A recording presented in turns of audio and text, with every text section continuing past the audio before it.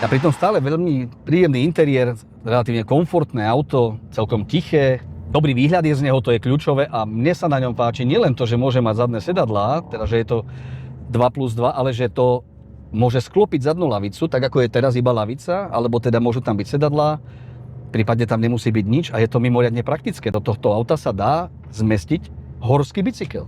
A toto sú práve parametre, ktoré sú pre mňa tie kľúčové, že je to praktický superšport na každý deň. A ja mám rád praktické športové autá, preto mám doma také, aké mám, že majú 4 sedačky, všetky 3, majú veľký kufor relatívne, mám možnosť zobrať viac ľudí, než len 2, odviesť si vlastné kolesa, aspoň 2, vieš, ak nie 4 a tak. Toto dňa na tých sport. Ja mám rád praktické športiaky a už sa to asi v živote nezmení.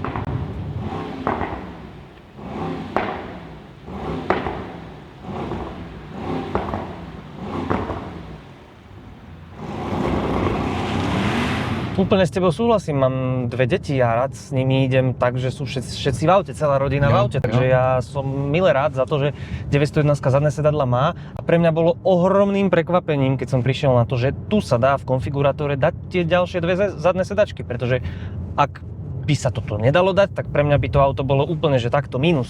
Tak potom sa nečudujem, že sme tretíkrát tankovali. No.